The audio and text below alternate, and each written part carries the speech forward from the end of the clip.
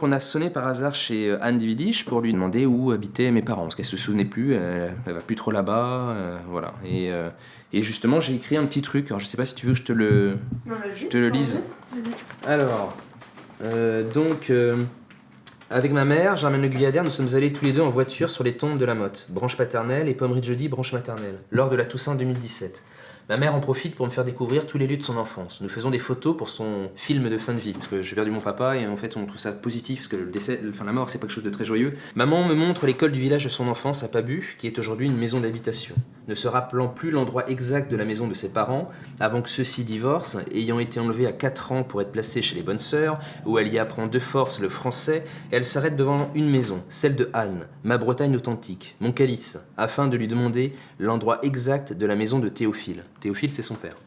Il est 10h30 du matin, la première gelée de l'automne. Ma mère me demande de me garer devant cette allée bucolique, composée de lierre, de lichen et de mousse sur les pierres, de broussailles, de fleurs sauvages et d'herbes hautes. Un endroit naturel, à l'état sauvage, légèrement entretenu. La porte d'entrée de cette vieille masure était grande ouverte. Ma mère crie « Anne, Anne !» Mon diamant surgit alors de nulle part. Stupéfait, j'aperçois ce petit être tout frêle de 1m40, 35 kg, mais ébloui par la lumière du soleil qui se jette du ciel sur le palier de l'entrée de la maison, je la distingue mal. Je sens qu'il se passe quelque chose d'extraordinaire.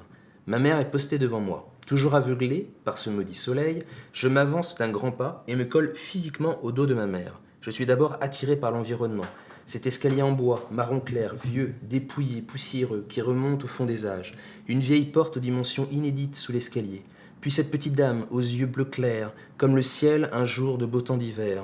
Au visage radieux, aux traits fins, toute menue, portant des haillons, un grand pull dont les manches étaient coupées, les bras blottis à l'intérieur, les mains toutes noires, une pointe de cheveux noirs avec un visage d'ange.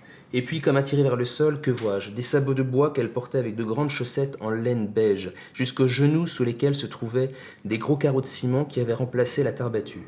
Je prends immédiatement conscience qu'elle symbolise ma Bretagne authentique, tant recherchée, tant désirée depuis tant d'années. Choqué, j'en suis saisi, telle la foudre, telle une apparition divine.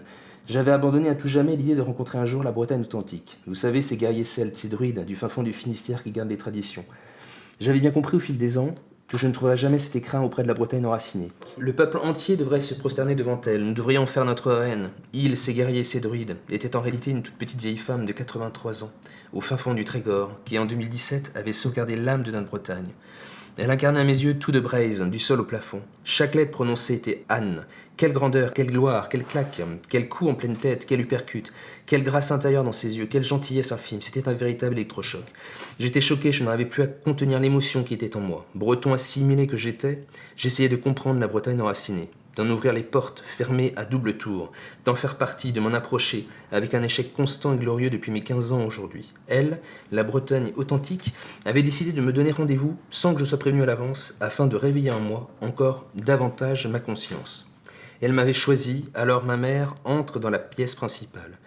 Étant incapable de la suivre, stoïque, bloqué sur place, pris par l'émotion que je tente vainement de contrôler, je fais demi-tour et je me mets à pleurer comme un enfant, éprouvant la souffrance de toute cette génération de Bretons forcés à renier leurs origines pour mieux s'assimiler. Je reprends mes esprits, je souffle, je me retourne et j'entre dans la pièce principale de droite de l'entrée, pensant qu'il s'agissait de ma part d'une erreur d'appréciation. Et boum, que vois-je? Une pièce comme d'antan. Claque gauche, claque droite, reclaque gauche, reclaque droite et uppercut à nouveau.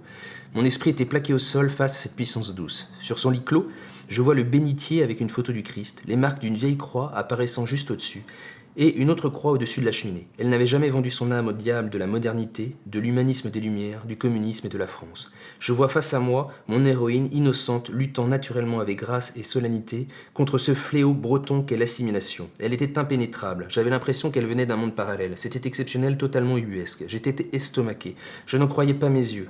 Ma mère me demande discrètement, comprenant aussi l'intempéralité de la scène, de prendre des photos de l'intérieur, tellement la Bretagne authentique y avait fait sa demeure en ces lieux.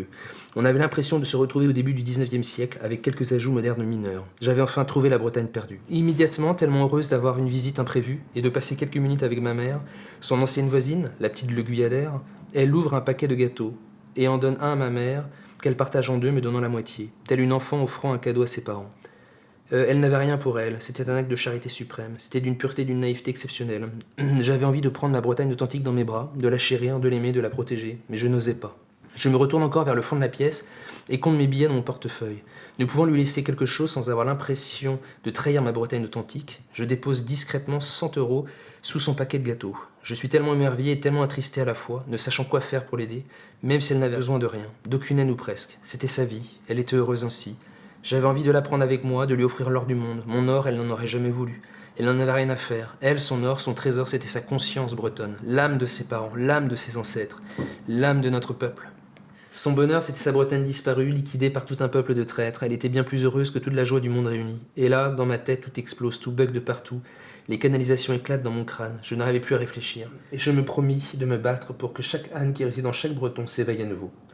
Elle n'avait jamais eu ni mari ni enfant. Elle était restée dans la maison de ses parents. Vous pouvez disposer à côté de ma âne toutes les légendes de la culture bretonne de ce XXe siècle, dont l'orgueil est égal à leur nullité de conscience. Aucune ne lui arrive à la cheville, même pas à la cime de ses sabots de bois. À mes yeux, elle incarne cette Bretagne perdue, violée, dépouillée, trahie. Sur le point de partir, mon saphir dit à ma mère de passer le bonjour à ma tante Renée. Autrefois gamine, elles étaient les meilleures amies du monde. Ma tante, Bécassine, à dire Madame est servie, la méprisait profondément.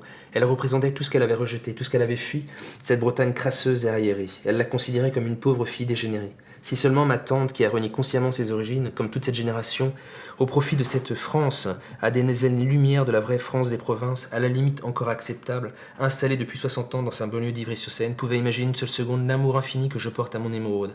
Aujourd'hui, le 31 octobre 2017, 2 jours après mes 35 ans, je peux mourir en paix, j'aurais vu un jour de mes propres yeux la Bretagne authentique. J'ai vu la chef suprême de la résistance bretonne. Ah, quelle est belle notre Bretagne authentique, quelle magnificence, quelle pureté. Les Bretons sont des cons, braise Mabro.